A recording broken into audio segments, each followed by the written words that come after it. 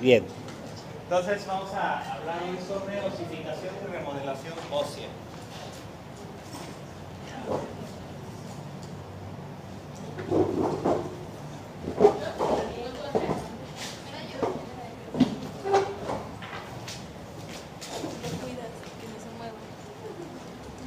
Bien. Entonces, el tejido óseo es más complejo de lo que podemos imaginarnos. Tal vez lo concebimos como algo rígido, algo que no cambia a lo largo del tiempo, una vez que alcanza su tamaño permanece intacto, y es que pues es algo que, como nos da soporte, lo percibimos tal vez como algo que es muy duradero, y no es así. En realidad el hueso se encuentra en constante remodelación todo el tiempo, ¿sí? Probablemente alguien de mi edad ya ha remodelado en su totalidad, ¿sí? Sus huesos, o sea, no son los mismos huesos con los que nací realmente. ¿Por qué? Porque se están remodelando y renovando todo el tiempo. Los huesos o el tejido óseo lo podemos clasificar en dos tipos: el hueso compacto y el hueso esponjoso. El hueso compacto, normalmente está en la periferia del hueso, es muy resistente, muy rígido, y pues, también se le conoce como hueso cortical cuando está ahí. Cuando el otro, el esponjoso, bueno, se le llama así porque es la apariencia que tiene, y es donde reside la famosa médula ósea, ¿sí? La médula ósea hay de dos tipos: la amarilla, que es una reserva de grasa, es el famoso tuétano que tienen los huesos, ese que es rico cuando comen el caldo de res. Y la médula ósea roja, que es un tejido hematopoyético, es decir, es un lugar donde se producen los eritrocitos, de los que hablábamos el otro día. Bien, por ejemplo, en el caso de los huesos del cráneo, que son huesos planos, tenemos un tipo de hueso que es como un sándwich, ¿sí? Que es tejido cortical por arriba, por abajo, y en medio hueso esponjoso, y ese tipo de hueso le llamamos diploide, palabra para el glosario. Diploide. También hueso esponjoso, hueso compacto, tejido palabra para el glosario. Bien. ¿La que sigue, por favor? Voy a apuntar todo. Si miramos de cerca el hueso, bueno, el hueso está formado por láminas concéntricas, circulares, bueno, cilíndricas, ¿sí? Hablando del hueso compacto, tiene esta característica, ¿sí? Donde estos agujeritos que hay, ¿sí? Estos agujeritos que hay entre las capas, es como si fueran los anillos de un árbol. En cada puntito está un osteocito, ¿sí? Es la célula que generó la matriz. Las células precursoras de huesos se conocen como osteoblastos, y los osteoblastos primero generan una matriz de colágeno. El colágeno, que es un tejido conectivo por excelencia, el colágeno tipo 1. Y posteriormente esa matriz se osifica, ¿sí? En el proceso mueren muchas células, que al final solo quedan células así aisladas en lotes, ¿sí? Y bueno, estos anillos crecen en esta forma porque crecen alrededor de lo que son los paquetes neurovasculares. Un paquete neurovascular es el que está compuesto por un nervio, una arteria y un par de venas, ¿sí? Que son los que llevan la inervación y la irrigación a cada tejido. Entonces, en el caso de los huesos, tenemos estos que se conocen como conductos de Hadders, palabra para el glosario. Y esos conductos de Hadders son los que comunican al hueso entre sí, que llevan toda la nutrición del hueso. Hadders, con H y con V. Bueno, esta es una microfotografía de un corte de hueso. Y bueno, entonces, en la parte donde tenemos el hueso esponjoso, lo que tenemos en vez de esta disposición anillada, vamos a tener trabéculas, ¿sí? Y las trabéculas es esta construcción en forma de red, ¿sí? Y pues es su característica, está llena de sangre, entonces es por eso que tiene tantos espacios. Bien, así.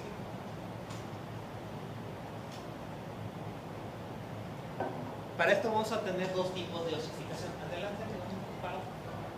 Si está, vale. Regreso. Creo que no está.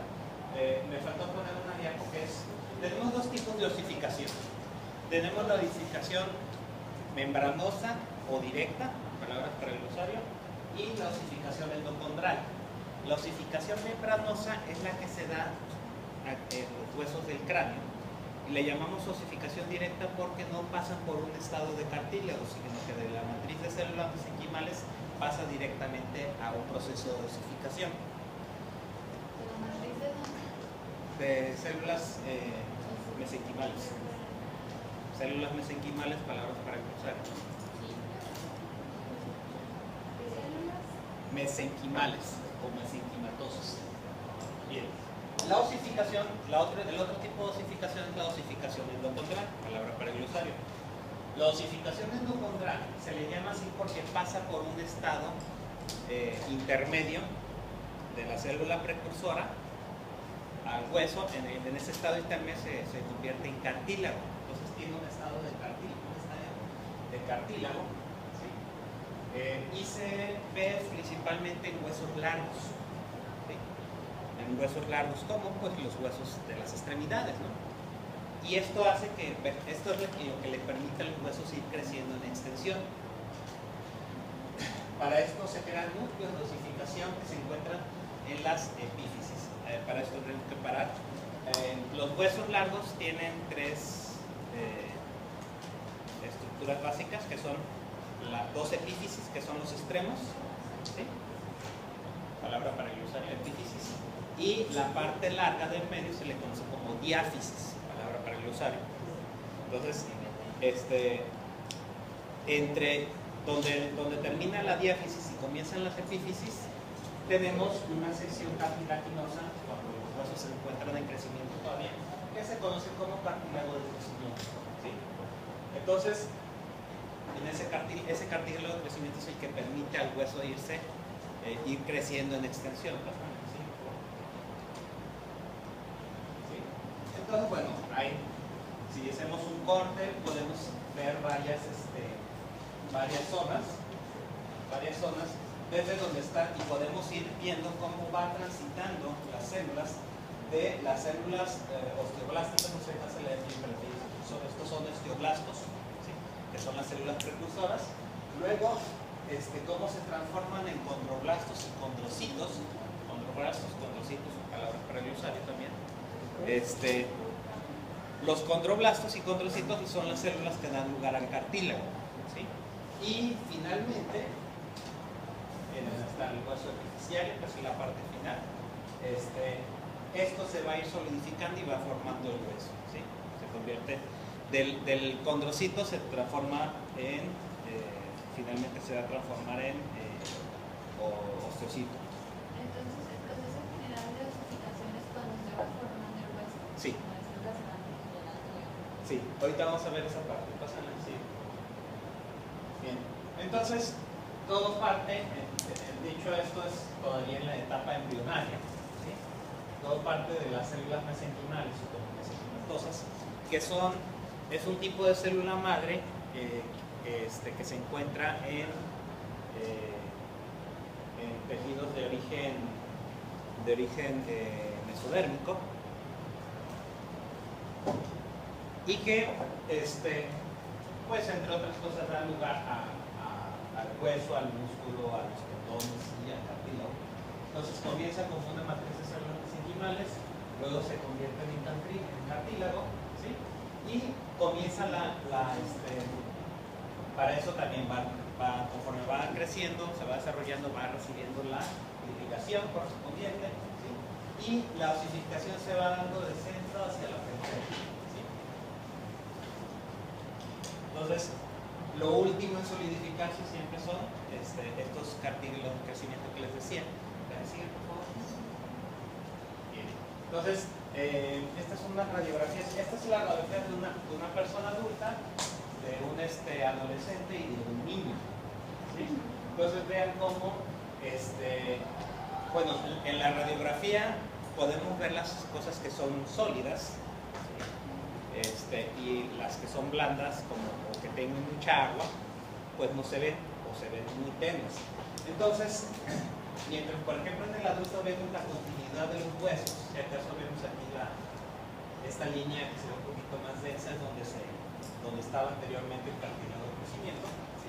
Pero por ejemplo aquí vemos como si estuvieran volando, ¿no? Y esto es precisamente porque en esa zona hay cartílago. No es que esté volando, es que es cartílago y no sale en la radiografía así. El desgaste del cartílago, ¿por qué sucede? ¿Perdón? El desgaste del cartílago. Si te refieres al cartílago articular, que es el que está aquí entre las carillas de los huesos, que tampoco se ve,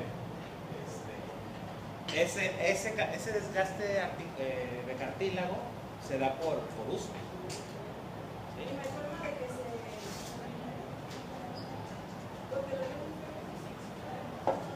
Mira, por ahí andan circulando productos a base de condroitina que pueden aminorar algunos síntomas, pero no regeneran totalmente el cartílago. De hecho, cartílago perdido es cartílago que difícilmente se recupera. Hay cirugías que hacen los ortopedistas para reparar algunas áreas. Hay implantes, de hecho tengo un compañero allá en Monterrey que se dedica a hacer implantes. Se hacen implantes con células madre, ¿sí? Se cultivan condrocitos y luego se implantan directamente sobre la cara articular, porque es la única forma de regenerar cartílago actualmente, realmente. De otra forma, la otra solución es cuando la carilla está muy desgastada, estamos hablando de una artrosis muy severa. Lo que se hace es reemplazar completamente la pieza con una articulación artificial. Pero si la reparación del cartílago no es sencilla, y no es sencilla por una razón: el cartílago es un tejido avascular, ¿sí? Quiere decir que no recibe irrigación directa, sino se alimenta a través de su matriz, de la matriz condroica. Y esto quiere decir que los nutrientes pues no fluyen de la misma manera que en otros tejidos. Entonces la reparación también es más difícil en ese sentido, ¿sí? Por eso hay que cuidar nuestras articulaciones. Bien, entonces decíamos de los cartílagos de crecimiento que estos van permitiendo que el hueso se vaya alargando, ¿sí? Y así hasta que llegan a la edad. Una vez que el hueso alcanza la adultez, no se detiene, ¿sí? O sea, se sigue remodelando constantemente. Miren, aquí está lo de... este es el diploide que les hablaba, ¿sí? Una placa de hueso compacto, con dos placas de hueso compacto con hueso esponjoso en medio, ¿sí? ¿Y la glucosamina qué función tiene en las articulaciones? La glucosamina es un componente de la matriz, de la matriz cartilaginosa, ¿sí? O sea, el cartílago son células rodeadas de un tipo de matriz que es muy elástica. Tiene colágeno, tiene ácido hialurónico, tiene condroitina, tiene todo eso. Entonces, pues sí, puede ayudar, ¿no? No es la panacea, les voy a decir también por qué. Todos esos suplementos que son orales, ¿sí? Que son, por ejemplo, proteicos, de origen proteico o de características proteicas, finalmente van a ser digeridas en forma de aminoácidos, ¿sí? Van a ser absorbidos en forma de aminoácidos, entonces no van a ser absorbidos como la proteína en sí. Entonces eso ya es un problema en sí. Si pudiéramos administrar directamente, de hecho algunos tratamientos van en ese sentido, se aplica directamente ácido hialurónico, se aplica condroitina directamente en la articulación, pero ya es una intervención, ya es un procedimiento invasivo. ¿Sí? Bien. Decía entonces, el diploe, ¿sí? Tiene hueso trabecular, esponjoso, ¿sí? Que es diferente del hueso. Si vemos la trabécula, también forman nidos concéntricos, pero más pequeños. ¿Sí? Son más pequeños y por lo tanto también son menos resistentes que el hueso compacto. ¿Sí? Y ese es el hueso que tenemos aquí en la cabeza. Los huesos del cráneo están formados de esta forma. Aquí está. Esta es la ossificación intramembranosa o directa. Creí que no había puesto la diapo. Entonces, durante el desarrollo embrionario se van formando estas membranas, por eso se le llama intramembranosa. Se van formando esas membranas de células mesenquimales y la osificación es directa, ¿sí? O sea, no pasa por un estado de cartílago como pasa con los huesos largos. Y este tipo de osificación todavía continúa después del nacimiento. Si han visto, los huesos del cráneo tienen las características que se pueden cabalgar, ¿sí? Se pueden contraponer para que el niño pueda pasar por el canal del parto, ¿sí? Y ya después, y porque la cabecita sigue creciendo en los primeros años, entonces eso permite que la cabeza alcance su tamaño que va a estar en la etapa adulta, y ya a partir de ahí ya se cierran lo que son las cisuras, ¿sí? Las cisuras son esos que parecen así como costuras entre los huesos de la cabeza. ¿Sí? De hecho, yo había escuchado y he visto que los bebés nacen con la pelvis no suelta, pero no está bien agarrada. Bueno, no es del todo cierto. O sea, sí, cuando tú ves una radiografía de una pelvis de bebé, la cabeza del fémur parece que está flotando, y es porque todo es cartílago, ¿sí? Hay niños que nacen con un problema que se llama displasia de cadera, displasia congénita de cadera, en el cual los tejidos blandos de la cadera no están bien sujetos y la caderita se sale de su lugar, el fémur se sale de la cadera, se luxa, ¿sí? Y eso se tiene que por ahí poner los aparatos ortopédicos y todo eso, pero no es en todos. Bien, los huesos están, como son nuestra fuente de soporte, es finalmente lo que nos mantiene erguidos, ¿sí? Y en una pieza, por así decirlo. Los huesos están sometidos todo el tiempo a una serie de fuerzas físicas, ¿sí? Compresión, tensión, que es estirar, ¿sí? Es como se dice, pero es como apalancamiento, torsión, ¿sí? Y flexión, o doblamiento. Todas estas fuerzas físicas inciden directamente. De hecho, si nosotros cortamos un hueso, ¿sí? Vamos a ver que la disposición del hueso trabecular adquiere un patrón de esta forma, ¿sí? Y obedece a todas estas líneas de tensión a las que el hueso está sometido. Esta fuerza física es muy importante para el hueso porque es muy importante para el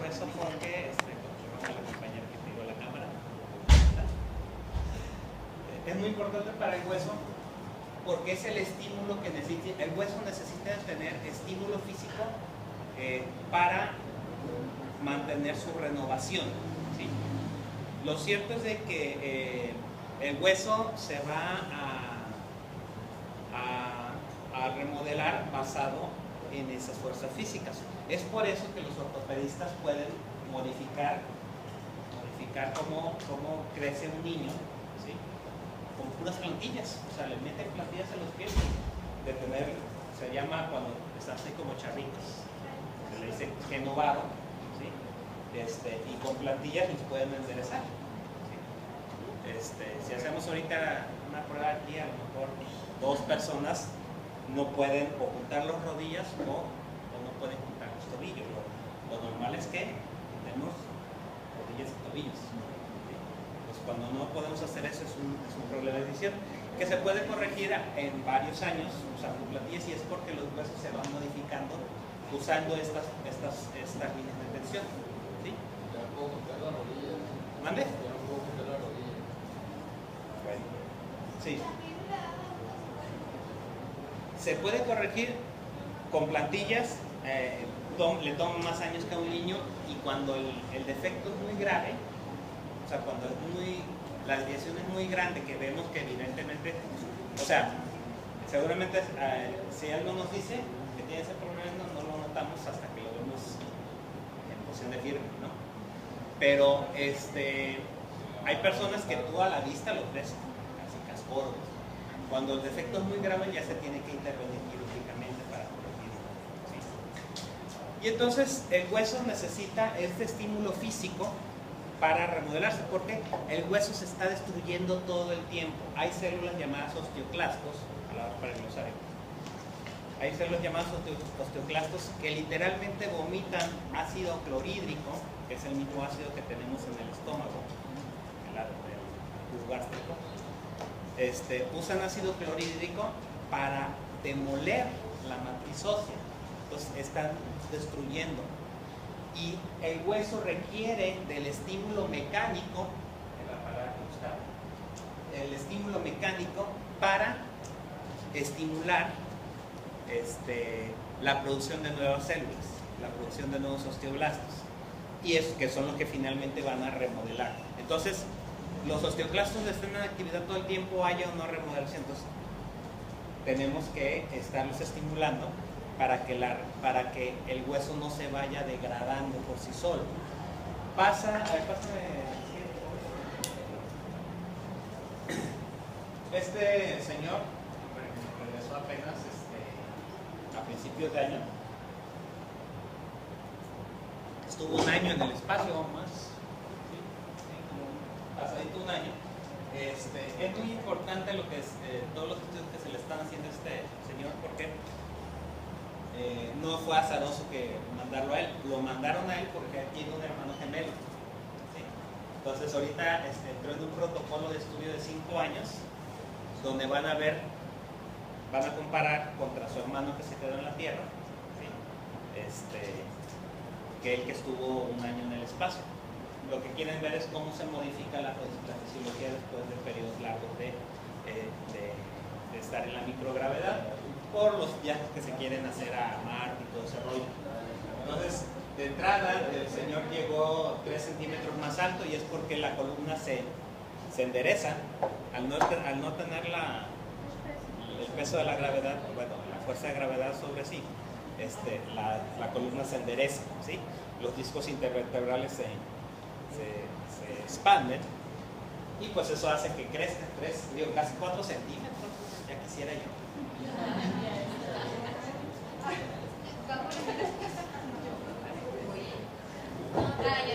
Eso es por la cuestión de las articulaciones, pero hay un problema. En la microgravedad no se tiene el estímulo de la gravedad, y entonces el hueso no se regenera. El hueso se reabsorbe varias veces más rápido que en la Tierra. Entonces se ha visto que los astronautas que pasan mucho tiempo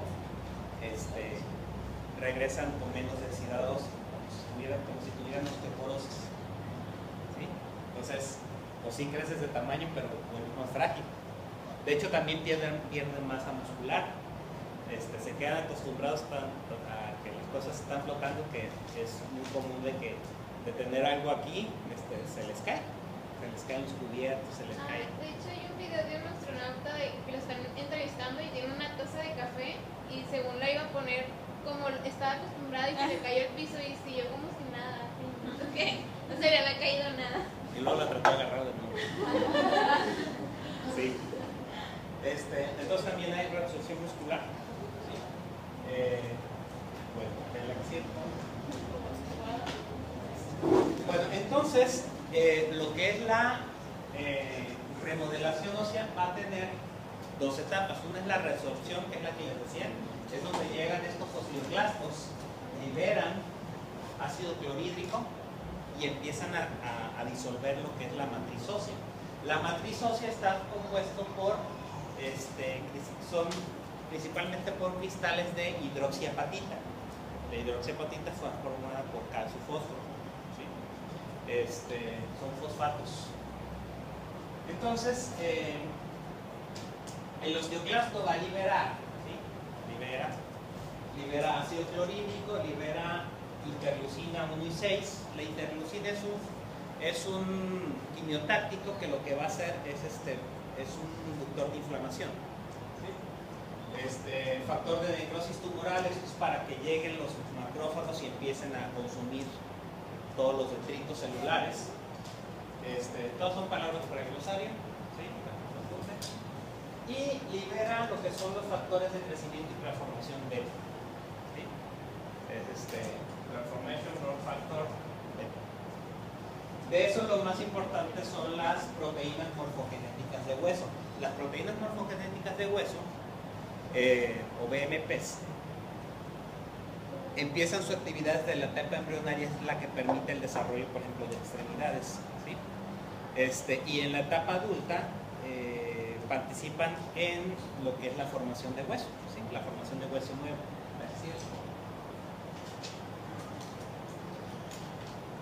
Después de la resorción sigue la etapa de proliferación. Entonces, estos factores, bueno, por un lado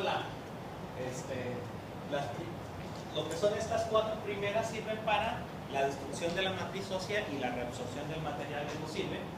Y este último estimula las células cercanas a los condrocitos, a las células madre mesenquimatosas y a los fibroblastos para que pasen a la etapa de osteoblastos y finalmente a la formación de osteocitos, ¿sí? Y esa es la etapa de proliferación. Entonces, el hueso tiene que estar en un equilibrio en la cual la reabsorción y la proliferación se encuentren al mismo nivel. Si tenemos demasiada proliferación, vamos a tener aberraciones en la formación de hueso, que las vamos a ver ahorita, y si tenemos demasiada reabsorción, pues vamos a tener problemas como la osteoporosis, por ejemplo. ¿Sí? Bien. Entonces, en el ciclo de la remodelación tenemos la actividad de los osteoclastos, los mononucleares, o sea, los monocitos, que son los que se transforman. Ya hemos visto que los monocitos se transforman en macrófagos, ¿sí? Cuando vimos la parte esta de los ateromas. Entonces comienza la reabsorción, vienen los osteoblastos crean nueva matriz, primero cartilaginosa, y luego viene la parte de la mineralización. La parte de la mineralización es cuando el calcio es captado para la formación, y el fosfato para la formación de hidroxiapatita, que es lo que da la solidez a la matriz ósea. ¿Sí?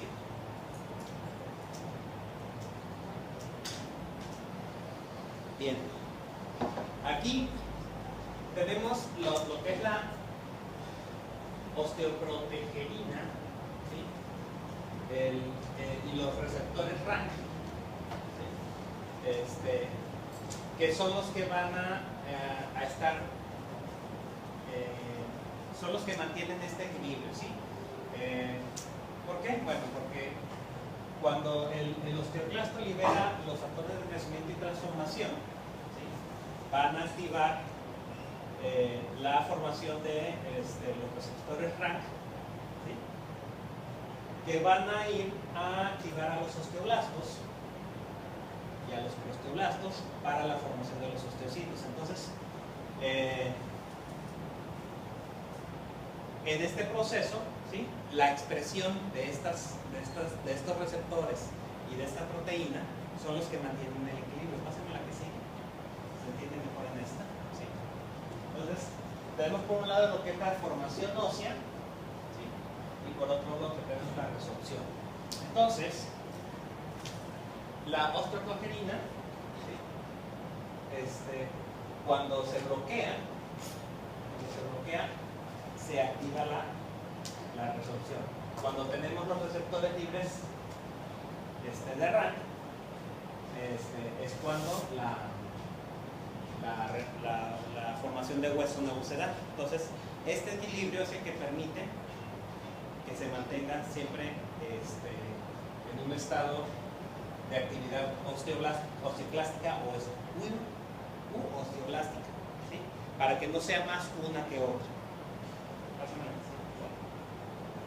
Bien. Entonces, ya tenemos por un lado lo que es la descripción y la formación de la matriz ósea, y tenemos lo que es la maduración de la célula. ¿Sí, por favor? Entonces tenemos que de las células mesenquimales pluripotenciales, las MPs, que decimos que son las morfogenéticas de hueso, participan. Hay diferentes tipos de MPs, ¿sí? Y estas son las que llevan a un osteoprogenitor, a un osteoblasto y finalmente a un osteocito. Entonces, los factores de crecimiento y transformación son importantes porque son las que conducen la maduración de las células. ¿Sigue, por favor? Para esto, bueno, esto es nada más ilustrativo. Las BMP son proteínas que activan un receptor transmembrano. Activan un receptor transmembrana, ¿sí? Que fosforila a una proteína que se llama ESMA, y esas activan toda una cascada de señalización que van a activar genes, ¿sí? De la homeobox. La homeobox es una ¿cómo se llama? Es una familia de genes que se encargan de la formación esta que les decía de las extremidades, por ejemplo. Y a través de otras cascadas de señalización se activan genes como la osteopontina, la osteocalcina, la ciloproteína de hueso, que son proteínas que están encaminadas a la formación de la matriz ósea.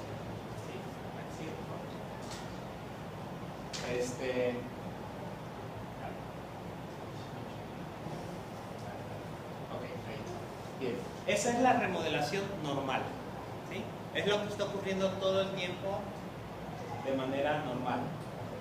Tenemos otro proceso que es la reparación que ocurre después de una fractura, ¿sí? Cuando, más de alguno aquí se habrá roto algún hueso. Allá dijeron que sí, siempre hay alguien que se ha roto un hueso alguna vez. Lo primero que ocurre cuando ocurre una fractura es que se forma un hematoma, ¿sí? O sea, se forma un coágulo bastante grande que contiene todos los elementos celulares de reparación. Entonces ese hematoma después se transforma en una matriz fibrosa, se crea una matriz fibrosa, y finalmente esa matriz fibrosa es reemplazada por hueso nuevo, lo que va a terminar siendo un callo óseo.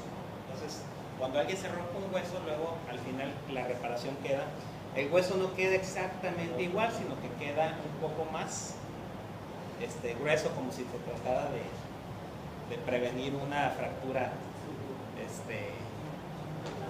otra vez en el mismo lugar. Entonces, claro que con el paso de los años ese callo óseo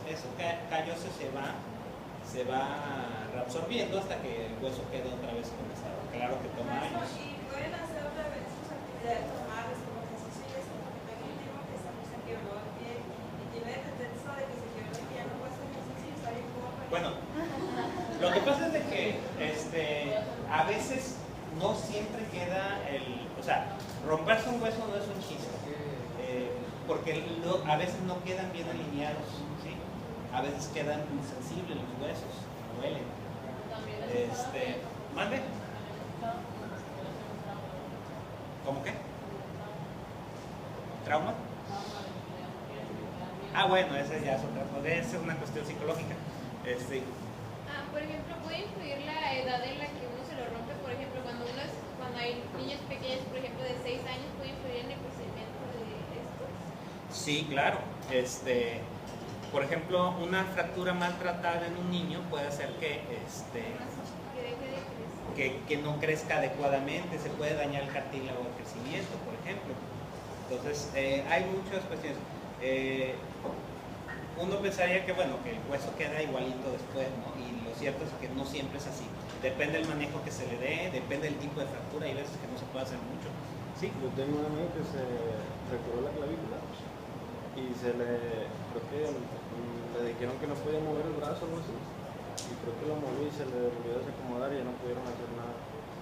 ¿Sí? Y se quedó así con Ahí trae el hueso de fuera. Bueno. Entonces, bueno, eso es lo que pasa en una fractura. ¿Sí? Bueno, tenemos también, aquí entra la parte nutrimental. ¿Sí? El calcio es importante, el calcio y la vitamina D son importantes para la formación de huesos. ¿Sí?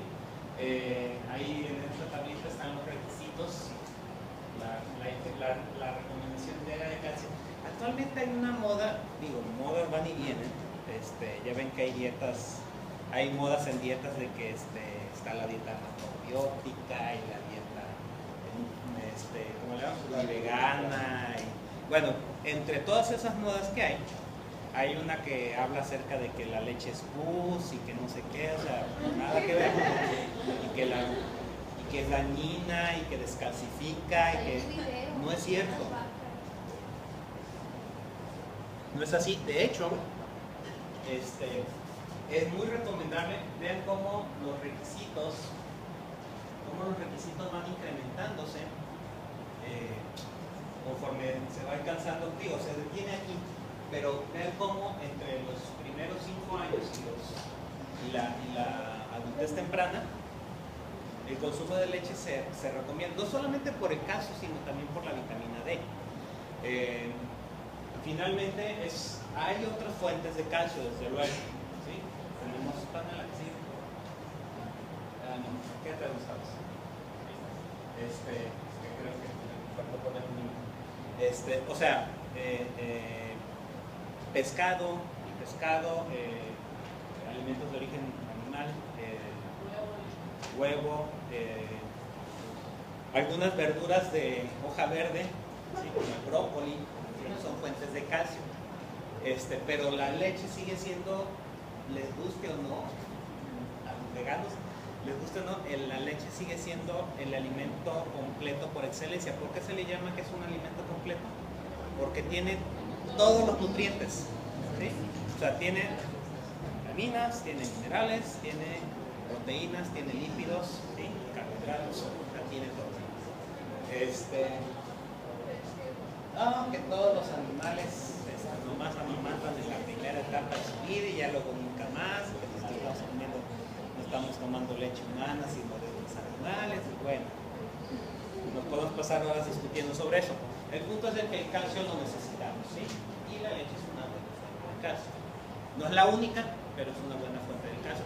Y en las primeras etapas de la vida es un buen alimento. Entonces,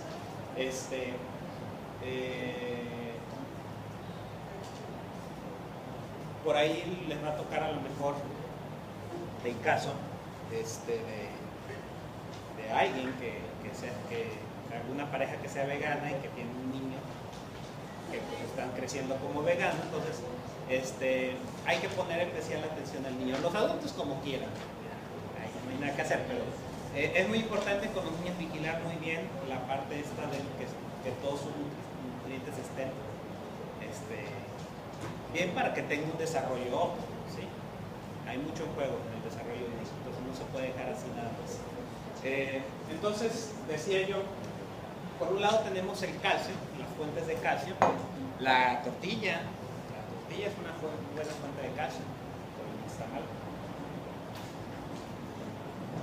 Entonces, por un lado tenemos el calcio que consumimos y por otro tenemos lo que es los requisitos de vitamina D. La vitamina D es importante porque ayuda a fijar el calcio a los huesos, ¿sí? O sea, podemos consumir todo el calcio que queramos, pero si no estamos consumiendo vitamina D, el calcio no se fija. Sí, no lo sigue. Bien. Entonces, la vitamina D proviene del colesterol, ¿sí? De ese colesterol que tanto miedo le tienen. Proviene del colesterol, ¿sí? Y se activa se activa en la piel con la luz solar. ¿Sí? La luz solar activa la vitamina D, que luego pasa al hígado, donde se metaboliza, y de ahí pasa a los diferentes órganos que facilitan la absorción, por un lado, de calcio, y por otro lado, la fijación del calcio en el tejido óseo. ¿Sí? Entonces, si una persona, por ejemplo, consume calcio y consume vitamina D, pero si no se solea, ¿de nada le va a servir? Si consume la vitamina D como tal, Ajá. pues como suplemento no hay problema. Pero de forma natural se activa con la luz solar, sí. Profe, ¿y qué otras fuentes tienen vitamina D? O sea, ¿nada más el sol o...? ¿Qué alimentos? No, o sea, las fuentes de colesterol, grasas de origen animal. O sea, solo del colesterol. El salmón es una buena fuente. Sí. Los champiñones, sí. Bueno, también tenemos por otro lado lo que es la paratormona, ¿sí? La paratormona que se produce en la glándula paratiroides, paratiroidea. Paratormona, palabra para el glosario. Y la paratormona tiene varias funciones, ¿sí? O sea, favorece la reducción de calcio en los riñones, ¿sí? La absorción de calcio en el intestino y la captación del calcio en los huesos también. O sea, tiene una función parecida a la de la vitamina D, ¿sí? Pero es una hormona que producimos nosotros. Entonces, cuando hay un déficit de paratormona podemos tener problemas de dosificación también, ¿sí? Bien. Entonces, vamos a ver algunos problemas. ¿Qué pasa cuando la dosificación falla?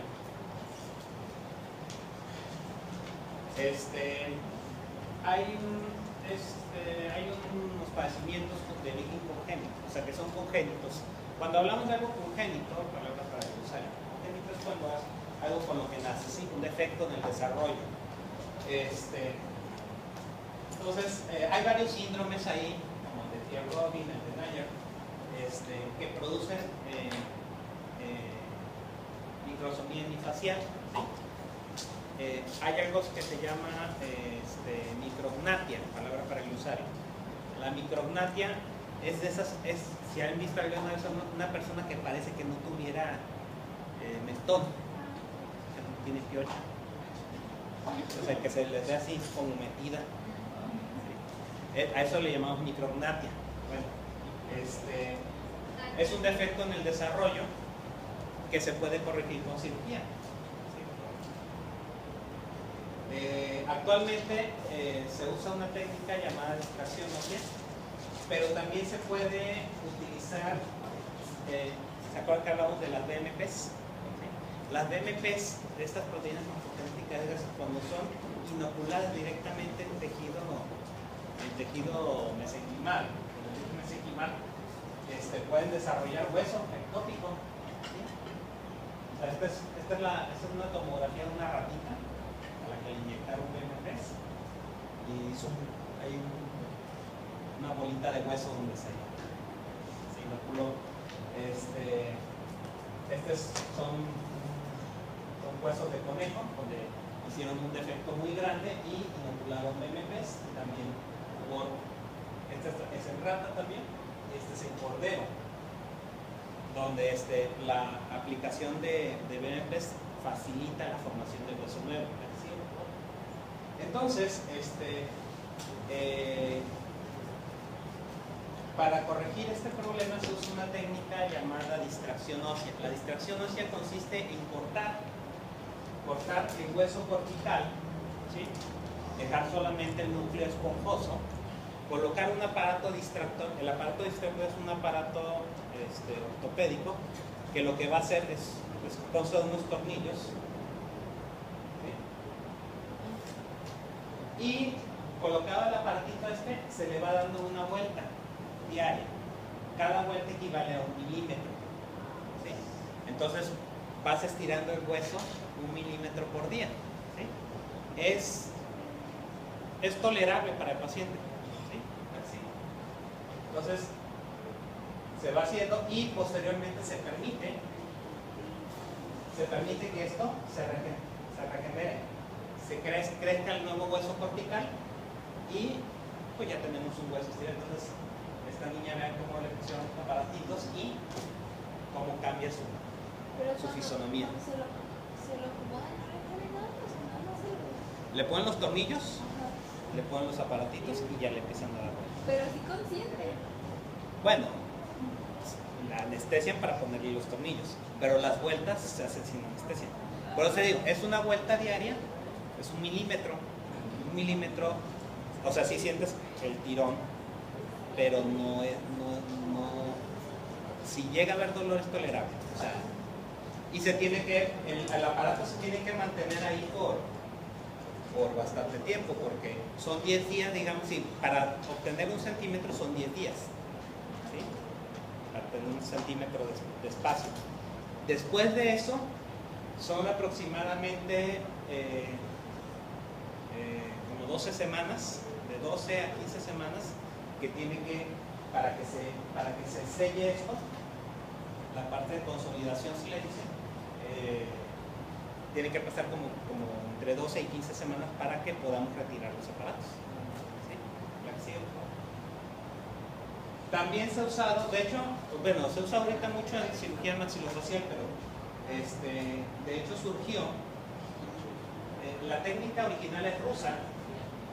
Claro que no se usan 2 tornillos, se usan más, se usan aparatos circulares y se usa para personas con achondroplasia. ¿Sí? Entonces, en pacientes achondroplásicos es posible estirar los huesos largos hasta que adquieran una longitud pues, más cercana a la normalidad. ¿Sí? Obviamente, pues, tiene que fracturar el hueso en varios lugares. ¿Sí? Colocar los aparatos es un procedimiento largo, pues sí doloroso, pero al final sí, es costoso porque son muchas cirugías. ¿La que sigue? Bien, esto que les comparto es algo que yo hice durante mi trabajo de doctorado. Lo que hicimos fue crear un virus, ¿sí? Un virus que portaba el gen de la BMP, de la BMP2 particularmente hablando. Ya vimos que hay varios tipos de BMP. Entonces, con ese gen de la BMP, lo que hicimos, bueno, sí son ¿cómo se llama? Células expuestas a controles negativos. Este está con dexametasona para que son cultivos de células. Y lo que vimos es que la BMP primero producía una proliferación celular, ¿sí? O sea, estimulaba la producción de células nuevas. La que sigue. Ahí. En esta tinción se ve cómo se pinta de oscuro la matriz ósea nueva. Lo que hizo el vector ese, o sea, lo que hacíamos era, el virus al meterse dentro de las células empezaba a expresar el gen de la proteína, así que queríamos de la MMP.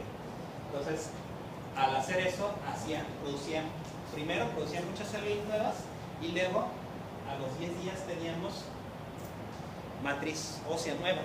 Es decir, en comparación, bueno, esta es una donde no tenemos, pero sí se ven rositas las células porque no tienen matriz ósea. ¿Sí?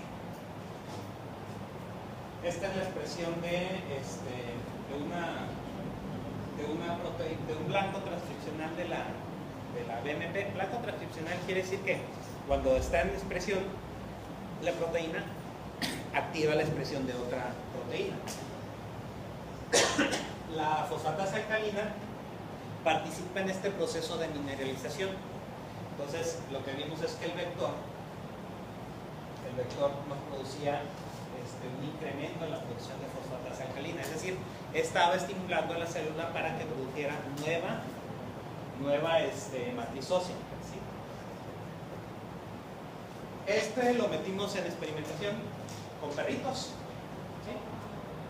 A los perritos les pusimos el aparato distractor, como el de la niña. ¿Sí? Y hicimos un implante, en el implante pusimos células, o sea, primero le sacamos al perrito de un hombro, le sacamos células, les pusimos en contacto con el vector y lo hicimos como una masilla con hueso desmineralizado y lo untamos aquí, literalmente lo untamos, y lo que encontramos fue, ¿sí? Esa es la distracción normal, sin implante. Este es un implante con células sin modificar, y este es el implante de que ya tenía el vector. Entonces, lo que tomaba normalmente, llevaba ya 8 semanas, y vean cómo todavía no terminaba de cerrar, o sea, el defecto no se terminaba de cerrar. Igual pasó en las células no traducidas, y acá, para la semana 6, ya teníamos, o sea, con el implante, con el vector, ya teníamos un cierre completo de nuestro defecto. O sea, lo que tomaba normalmente 12 semanas, con el vector se redujo a la mitad. Entonces, para el tratamiento de estas personas que usan el aparato o los que usan para estirar las piernas y los brazos, se podría utilizar implantes de este tipo, ¿sí? Para acelerar el proceso de consolidación. El de estiramiento no se puede modificar, porque se tiene que ir haciendo ya milímetro por día, pero el otro sí, ¿sí? Para que la gente no tenga que estar con los aparatos tanto tiempo. Aquí está. Este es el callo óseo que se formó. ¿Sí? Y esa es una microfotografía de cómo se iba modificando el tejido, ¿sí? En el tejido sin implante tenía todavía muchas partes esto es puro cartílago. Aquí hay, en el que no tenía vector, estos son núcleos de osificación, quiere decir que el hueso todavía está en formación, y aquí el hueso ya estaba completamente formado, ¿sí? También había formación de nueva médula ósea, en el otro había muchas zonas de fibrosis, y en el otro, en el que no tenía implante, pues era todavía puras zonas de cartílago todavía. Estaba todavía en proceso de osificación, ¿sí? Otro defecto que puede ocurrir, en donde puede fallar la osificación, es cuando no tenemos suficiente vitamina D o suficiente calcio. Entonces ocurre lo que es el problema del raquitismo. El raquitismo se ve sobre todo en niños, ¿sí? En niños en los que el déficit nutricional, ¿sí? Si no están consumiendo suficientes grasas, si no se asolean lo suficiente. Digo, no se trata de que está el niño ahí en el sol. Es una exposición solar moderada, ¿sí? O sea, no tiene que estar ahí como iguanas. Yo lo otra vez. Pero tenemos estas deformaciones, ¿sí? Estas deformaciones, ¿por qué? Porque el hueso está blando, o sea, se produce esta matriz ósea, pero no está osificando correctamente. Entonces, el mismo peso de la persona hace que los huesos crezcan de esta forma tan anómala, ¿sí? ¿Se puede corregir? Sí, se puede corregir pues dando una nutrición adecuada y sometiendo a aparatos ortopédicos para que vuelva a recuperar su forma. El raquitismo se puede presentar también en adultos, ¿sí? Una persona con desnutrición severa y que no esté expuesto a la luz solar puede llegar a generar raquitismo, ¿sí? La osteoporosis es otro problema que se presenta sobre todo ya en adultos mayores. Tenemos de dos tipos. La 1 que se presenta principalmente en mujeres postmenopáusicas, ¿sí? Y es muy común que se fracturen las vértebras, ¿sí? De la columna, o que se caigan y se fracturen las muñecas. Esa fractura se le llama fractura de Coles, ¿sí? La tipo 2, esa es igual o sea, la tipo 1 se presenta antes de los 70, ¿sí? Mujeres antes de los 70, de los 50 y los 70. La tipo 2 es igual para hombres y para mujeres, ¿sí? Y es después de los 70. Entonces, sí han visto que es muy común que los ancianitos se fracturen la cadera, es por la osteoporosis. Luego se van arqueando, es porque las vértebras se empiezan a compactar, ¿sí? Hay microfracturas que van compactando el hueso de las vértebras. Entonces eso, aunado a que los cartílagos intervertebrales van perdiendo líquido, hace que los abuelitos se vayan achicando, ¿sí? Por eso parece que los ancianos traen los pantalones a las axilas, porque pues siguen usando la misma ropa de hace 20 años, ¿sí? Pero ya no tienen la misma estatura, entonces no se sacan. Se puede prevenir, sí, con una alimentación adecuada. Y la idiopática, bueno, eso puede ocurrir en personas jóvenes, no se conoce la causa y afecta a ambos sexos por igual, ¿sí? Así. Bueno, estas son todas las sustancias que pueden, o los estados que pueden producir osteoporosis. ¿Sí? La forma de detectar la osteoporosis es mediante la densitometría ósea.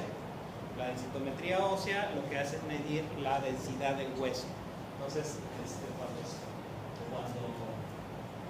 cuando está por debajo de los 80 gramos, ¿sí? por centímetro cúbico, ya es una persona desclasificada. Entonces, es recomendable, sobre todo para las mujeres arriba de 50 años que ya pasaron la menopausia, que una vez o cada 2 años, una vez al año o cada 2 años, se estén haciendo una prueba de densitometría para ver que estén en óptimas condiciones. Tenemos otro que es padecimiento, que es la osteogénesis imperfecta. Eso es lo que les dicen los niños de cristal, ¿sí? Hay de varios tipos. El 80% se debe a una mutación en los genes que codifican para la producción de colágeno. O sea, aquí hay un problema en la parte de la formación de la matriz. Entonces, tenemos una incidencia de 1 por cada 15.000. ¿Sí? Y esta fragilidad de huesos los predispone a fracturas. O sea, son niños que se fracturan muy fácilmente. ¿Sí? Tenemos varios tipos, ¿sí? Tenemos el tipo 1, que es el más benévolo, ¿sí? Hasta el tipo 3, 4, donde, bueno, ya la gravedad les impide tener un crecimiento normal, ¿sí? Normalmente estos niños, sobre todo los de tipo 3 y 4, son niños que no alcanzan la adultez, porque pues, tienen muchos problemas. El hecho de ver cómo aquí, por ejemplo, cómo crece la columna, ¿sí? Tiene muchos problemas de tipo respiratorio, el desarrollo no es óptimo, y bueno, todo el tiempo se están fracturando, ¿sí? Entonces, esto de la herencia autosómica, bueno, lo que es la tipo 1 y la 4 son de tipo dominante, quiere decir que si el papá tuvo, el hijo va a tener, y las otras son de tipo recesivo, que a veces no lo esperan, ¿sí? ¿Por qué? Porque los padres pueden ser portadores, ¿sí? Y hasta que se topan con alguien que también tiene el gen recesivo, pues los hijos salen ya con el problema. Entonces, pues la forma más severa es la tipo 3 y la tipo 2. ¿Sí? Son los que difícilmente llegan a la adultez. Las que son moderadas, pues por eso pueden pasar la enfermedad si llegan a la adultez y pues tienen familia. Entonces, no sé si alguien vio esta película. Aquí le pusieron El Protegido, no sé por qué. Pusieron El Protegido. De Night Shyamalan, cuando todavía hacía buenas películas. Para los que no lo han visto, narra la historia de este señor que es Samuel L. Jackson, que es una persona que tiene un problema de osteogénesis imperfecta. Bueno, en la realidad alguien con osteogenesis imperfecta no hubiera crecido más alto que Bruce Willis. Tan muy grandote, ¿no? Pero bueno, eso no importa. Él tenía en la película tenía una osteogenesis imperfecta, probablemente tipo 1, que era muy leve, ¿sí? Pero que se andaba fracturando todo el tiempo, ¿no? Y la historia versa en que él se la pasa buscando, si él está, dice, si yo estoy en un lado del espectro donde soy muy frágil y me quiebro fácilmente, tiene que haber alguien en el otro lado del espectro, que alguien que es muy resistente, y entonces es una historia de superhéroes, pero muy dramática. Y ese otro personaje es Bruce Willis, es alguien que nunca se ha enfermado, que nunca se ha lastimado, y lo encuentra porque sobrevive a un choque de trenes, es el único sobreviviente. Así versa la historia. En la realidad, alguien en el extremo opuesto del hombre de cristal, que así le llaman en la película, sería alguien como la Mole. ¿Sí? ¿Por qué? Porque los defectos de osificación, ahorita vimos puros defectos de osificación, en donde la osificación falla para mal, para crear huesos frágiles. Pero también tenemos el extremo opuesto, ¿sí?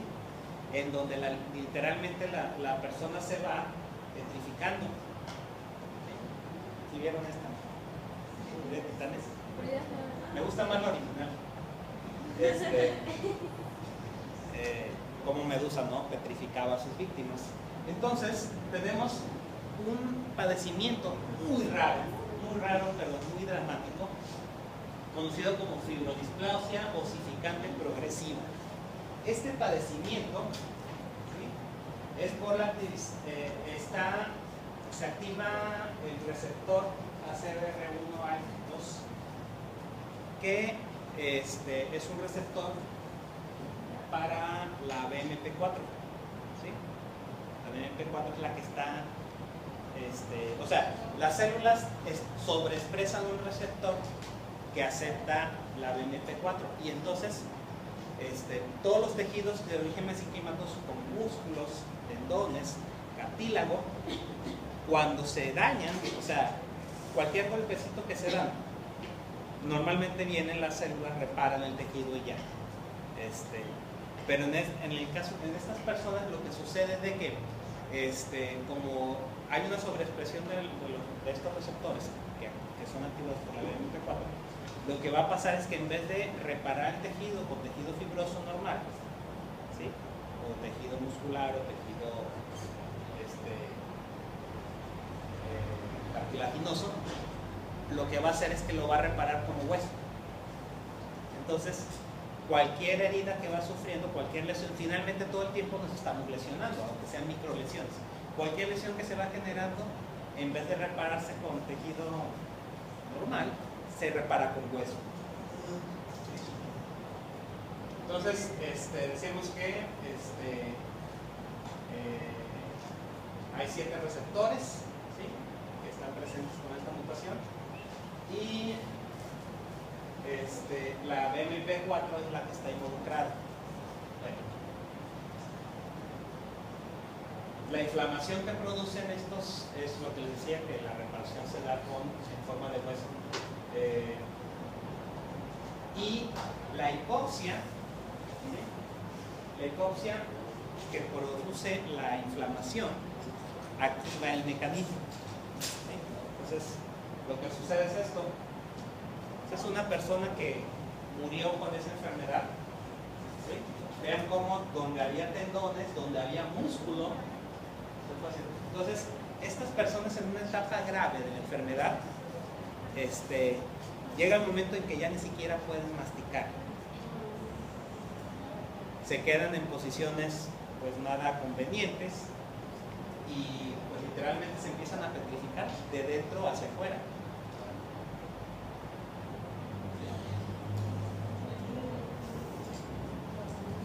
Como esto debería ser músculo. ¿Sí? Entonces es otra persona también con la enfermedad. Entonces, de no poderse ya mover, ¿sí?, y no hay cura. Pero es muy, muy poco probable, ¿no? Es muy rara la enfermedad, pero sí existe. pudiera marcar. ¿Hay algunos factores que pueden llevar a eso? No, o sea, no saben. Son mutación que aparece. Una característica que tienen estas personas con las que se puede detectar de forma temprana, porque realmente hasta que empiezan con problemas es cuando se les diagnostica, pero entonces se puede diagnosticar de manera temprana. Son personas que desde niños aparecen con un alus valgus, o sea, un juanete, en pocas palabras. Es el término para el juanete, el alus valgus. Entonces, pero normalmente el juanete aparece por uso, ¿sí? Por ejemplo, las bailarinas de ballet es muy común que desarrollen ese juanete. ¿Por qué? Porque se están parando en puntas. Pero una persona que no está sometido a ese estrés y que le aparezca un juanete podría ser indicativo de tener esa enfermedad. Pues habría que hacer la búsqueda genética intencionada antes de que empiecen a desarrollar todos estos problemas. Pero no siempre la puede tener eso. Y es una obligación. No, pero podría ser indicativo.